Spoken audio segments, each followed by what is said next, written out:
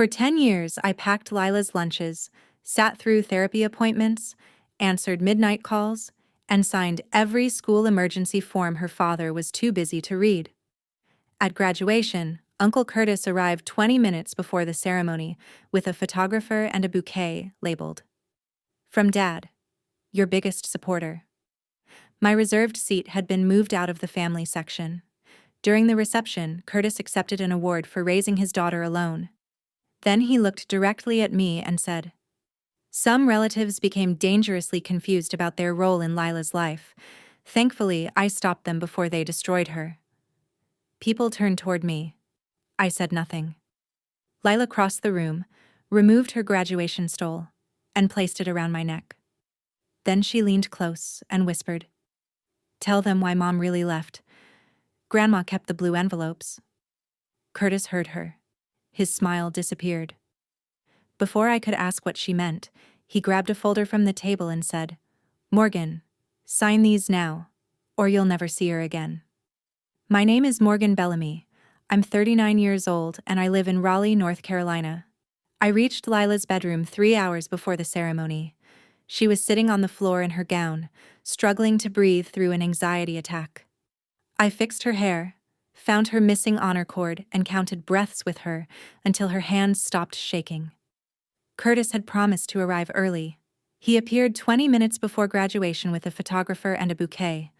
The ribbon around Curtis's bouquet read, "From Dad, your biggest supporter." Lila noticed it, then looked at the overnight bag she had packed at my house. Curtis posed beside her while the photographer gave instructions. When I stepped closer to straighten Lila's collar, Aunt Patrice moved between us and said, "Let her father have this moment, Morgan." I had reserved a seat beside Lila's grandmother June weeks earlier. When I entered the auditorium, my name card had been moved to the staff section near the exit. Patrice claimed the school wanted to avoid confusing people about family roles. I worked for the district. I knew schools did not rearrange family seating without a request. Curtis had moved me before he arrived. Before the ceremony, the principal read a short biography supplied by Curtis. It described him as a devoted single father who had sacrificed career opportunities to raise Lila alone. I nearly laughed. Curtis traveled almost 2 weeks every month. Lila had spent school nights, illnesses, birthdays, and most holidays with me. But the biography erased 10 years in 4 polished sentences. Lila was 8 when Curtis left her at my apartment with 2 suitcases. He said her mother had disappeared after a breakdown and asked me to help for 12 weeks. 12 weeks became a school year, then another. I attended therapy appointments, packed lunches, and learned which hallway light Lila needed left on after nightmares. Curtis remained her father whenever photographs were taken. At the private reception, Curtis received recognition from the parent committee for supporting Lila's scholarship journey. He thanked teachers, coaches, and the relatives who understood boundaries. Then he looked directly at me. "Some people became confused about their role," he said. "Thankfully, I protected my daughter before that confusion damaged her." The room became quiet enough to hear camera shutters. I expected Lila to lower her eyes. Instead, she walked past Curtis and stopped in front of me. She removed the gold graduation stole from her shoulders and placed it around my neck. "You earned part of this," she said loudly. A few teachers began clapping. Curtis's smile remained in place, but his hand tightened around the stem of his champagne glass. Lila leaned toward me as if adjusting the stole. "Mom didn't run away," she whispered. "Grandma June kept the blue envelopes." I asked how she knew. Lila glanced toward June, who was suddenly gathering her purse. "I found one letter," she said. "She came to my school, Morgan. More than once. Dad told her I was afraid to see her." Curtis had heard enough. He pulled me into a side hallway and opened a folder. The first document described payments for 10 years of childcare and educational supervision. It stated that I had received compensation from Lila's family trust. I had never received that money. Curtis handed me a pen and said, "Sign before we leave, or your involvement with Lila ends today." I refused and photographed the first page before Curtis closed the folder. At June's house afterward, I asked about the blue envelopes. She denied they existed, but her hands began trembling. Then she hurried upstairs and locked her bedroom door. Seconds later, Lila texted me from Curtis's car. Grandma keeps them inside the Christmas box. One letter has your name on it. June stayed behind her locked bedroom door for nearly an hour. When she finally came downstairs, she claimed the Christmas box contained only ornaments and old receipts. I asked why Lila knew about blue envelopes. June would not look at me. That child has been through enough, she said. Some truths only reopen wounds. It sounded less like denial and more like a warning. Curtis called that evening and ordered me to stay away from Lila for the summer. He said she had developed an unhealthy emotional dependency because I refused to respect his authority. Lila would move into his condo until college started. When I reminded him she was 18, he answered, "She still depends on me financially." That was the first time I understood the documents were leverage. Lila contacted me through an old-school email Curtis did not monitor. She had found one blue envelope inside a box of handmade ornaments at June's house. The letter was written 9 years earlier in Hannah's handwriting. It began, "I came to your school again today, but your father said you were too frightened to see me." Lila had never known her mother came. The envelope had no stamp, tracking mark, or postal cancellation. Hannah had not mailed it. She had delivered it personally, and someone inside the family had taken it from her. The paper carried a faded visitor sticker from Lila's elementary school. Curtis had spent years saying Hannah never returned. The envelope proved she had come close enough to stand inside the building. I opened the calendars I had kept since Lila moved in. School nights, dentist appointments, therapy sessions, fevers, debate tournaments. In 10 years, she had slept at my house 2,186 nights. Curtis had attended 3 parent-teacher conferences and fewer than half her birthdays. Yet every official biography described him as constantly present. My life contained the schedule his public story erased. What would you do? Protect Lila from another family conflict or show her everything immediately? Share your answer, and subscribe to Before She Spoke Stories. I added the expenses I had never expected to recover. Braces, tutoring, school trips, therapy copays, groceries, emergency prescriptions.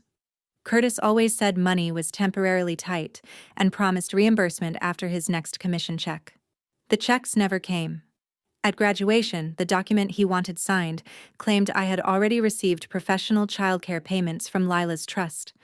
Lila requested her complete school record now that she was 18. My name appeared on every emergency contact list, but always under the same narrow label: approved pickup person.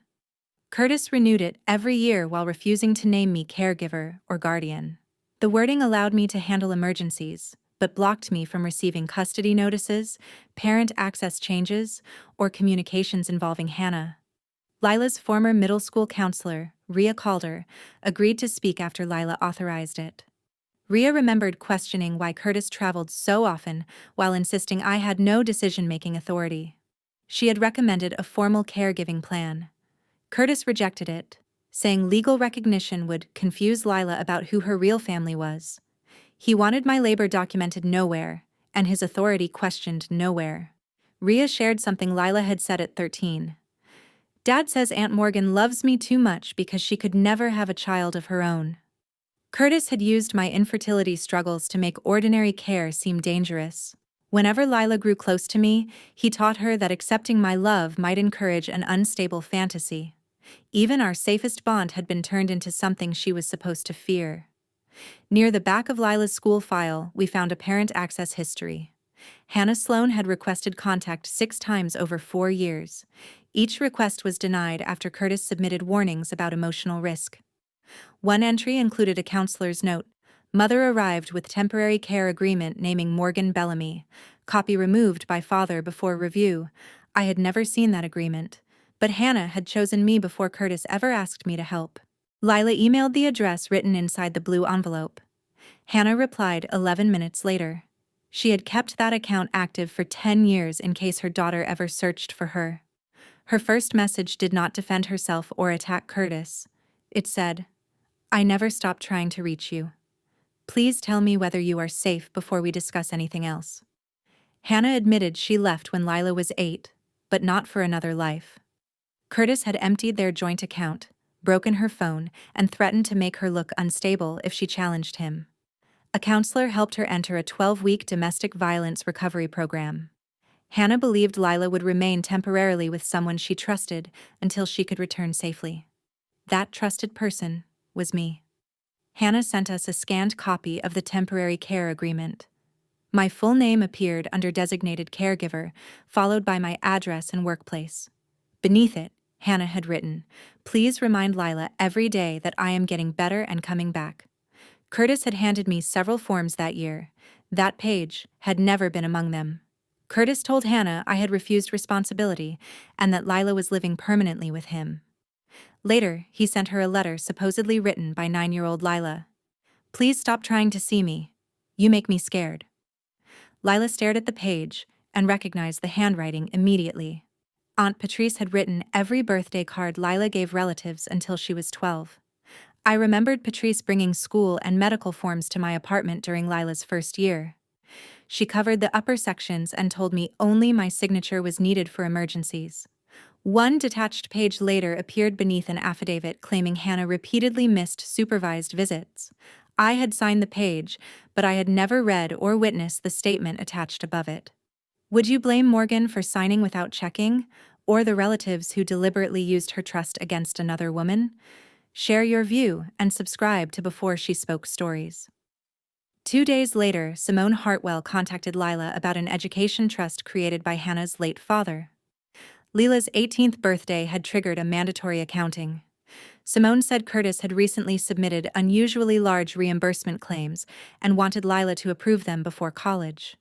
That explained his sudden interest in graduation paperwork. The ceremony had been his deadline, not his proudest moment. The accounting showed Curtis had claimed more than $146,000 for private childcare, therapy transportation, tutoring supervision, and overnight care.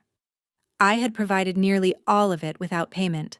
My calendars matched the service dates exactly. Curtis had not merely taken credit for raising Lila, he had reimbursed himself from her trust for work I performed with my own time and money. Several payments went to a company called Bellamy Family Support, owned by Patrice. It had no employees, payroll filings, insurance, or childcare license, yet the trust records described teams of professional caregivers assigned to Lila. Patrice had received regular deposits while telling me Curtis could barely afford groceries. Her loyalty to her brother had been funded through the child she claimed to protect. Other trust withdrawals covered Curtis's condo payments, business travel, expensive restaurant charges, and part of a leased luxury SUV. He had told me every missed reimbursement was temporary hardship. In reality, Lila's money maintained his lifestyle while I paid for braces and therapy.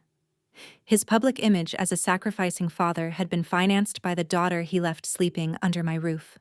Simone examined the graduation forms I photographed. They stated that I had received all caregiving payments and confirmed every trust expense was legitimate. My signature would make me responsible for $146,000 I had never seen. Curtis was preparing to blame me if the audit exposed him. Then Simone turned to the final page. A signature already appeared there. It looked exactly like mine. Simone enlarged the signature on the trust form. It matched mine because Curtis had copied it from the same emergency document Patrice brought me years earlier. The pen pressure was identical across 2 separate pages, proving one image had been reused. Curtis had prepared my confession before asking me to sign anything. If I refused, he could claim I had already approved the reimbursements. Curtis began calling relatives before we contacted him. He said I had become obsessed with Lila because I could not have children of my own. According to him, I had volunteered for years, then demanded payment after graduation. By evening, 3 relatives had messaged me about letting Lila grow up. Curtis was building a public explanation for why my evidence should look like jealousy. Patrice gave Curtis copies of old bank transfers from him to me. He labeled them child care compensation. I recognized every deposit. One reimbursed Lila's emergency room copay. Another covered groceries after Curtis used my card. The largest replaced a laptop Lila needed for school. None were wages, but without the receipts, the deposits looked exactly like payments for care. Curtis emailed my school district claiming I had signed custody documents without authority and interfered with a parent-child relationship. My supervisor temporarily moved me away from family record access while the complaint was reviewed. Curtis called afterward and said, "Sign the trust statement and I'll clarify everything." He was threatening my career with paperwork created through his own deception. June finally admitted she had hidden some of Hannah's letters. She said Lila was stable with me and that contact from Hannah might have caused another emotional crisis. "We were protecting the child," she insisted. I asked why protection required lying to both of us. June began crying, but she still would not open the Christmas box or admit how many letters she kept. The next morning, Lila called her father and said she wanted to repair their relationship. She agreed to move into his condo temporarily and attend a family dinner about the trust. Curtis immediately told relatives she had escaped my influence. When Lila stopped answering my messages, I believed fear had forced her back under his control. Simone told me to wait before reacting. That afternoon, Simone showed me an email Lila had sent privately. Because the dinner concerned trust accounting, Lila requested that the entire discussion be recorded and transcribed. Curtis, Patrice, and June had all agreed in writing, believing the record would prove Lila signed voluntarily. Lila was not surrendering. She was giving each of them one last chance to explain themselves clearly. At dinner, Lila placed the blue envelope on the table and asked who hid it. Curtis blamed Patrice. Patrice said Curtis ordered every letter removed because Hannah might discover the trust reimbursements. June admitted she had been told Hannah planned to take Lila out of the country. Simone later confirmed there had never been a passport application, travel filing, or custody request supporting that story. Lila displayed the childhood rejection letter sent to Hannah. Patrice stared at it, then said, "You were 9. Someone had to say what was best for you." Curtis interrupted and accused her of misunderstanding his instructions. But Patrice kept talking. She admitted writing the words, signing Lila's name, and mailing the letter to the recovery program so Hannah would stop requesting visits. Lila asked one final question. "Why did Morgan raise me if you believed she was dangerous?" Curtis leaned back and answered without hesitation. "Because Morgan was reliable, and she was free. Hannah stayed away because we made her look unstable. You had a roof, I kept control, and everyone survived." Then he added, "Stop pretending the truth changes who won." Lila looked directly at the recording device. "That," she said, "is exactly what I needed." At the formal accounting meeting, Curtis claimed I had been paid to provide Lila's childcare. Simone placed my calendars, receipts, and bank statements beside his reimbursement claims. The dates matched, but the money never reached me. Curtis had billed the trust for nights Lila slept in my home and appointments I paid for myself. His devoted father story finally had numbers attached to it. Patrice testified that Bellamy Family Support provided trained caregivers whenever Curtis traveled. Simone requested employee records, payroll filings, insurance coverage, and work schedules. There were none. The company existed only on paper and inside Lila's trust statements. More than $40,000 had passed through it. Patrice called the payments family assistance. The auditor called them unsupported reimbursements requiring repayment. Lila's authorized school records showed Hannah had contacted counselors, requested visits, and updated her address repeatedly. Each time, Curtis removed her access within days. Shelter transportation logs matched the dates written on the blue envelopes. Hannah had not disappeared. She had kept returning to places where she believed someone would finally let her daughter know she was waiting. Then Lila played the recorded dinner. We heard Patrice admit writing the rejection letter. June admitted hiding Hannah's envelopes. Finally, Curtis's voice filled the room. Morgan was reliable, and she was free. Hannah stayed away because we made her look unstable. He had spent 10 years controlling every version of the story. This time, he had explained the truth himself. Curtis still pushed the release agreement toward Lila. He said refusing would delay college payments and threaten her scholarship housing. Lila closed the folder without touching the pen. "My scholarship is mine," she said. "The trust is mine. And the women you used against each other are allowed to speak." Simone immediately froze all questionable reimbursements and removed Curtis's spending authority pending an independent audit. My school district reviewed the original emergency forms. the detached signature page, and Curtis's recorded admissions. The complaint against me was dismissed. My supervisor restored my position and added a note confirming I had never claimed legal custody. Curtis had tried to turn my career into evidence that I was dangerous. Instead, my record showed exactly what I had been: the adult who consistently showed up. Curtis faced civil claims for misuse of trust funds and false statements. Patrice had to account for every payment her company received. Hannah began correcting the historical custody record with her attorney. June admitted her role but received no immediate forgiveness. Lila kept her scholarship and chose campus housing beyond Curtis's control. None of it repaired 10 years overnight, but his authority ended immediately.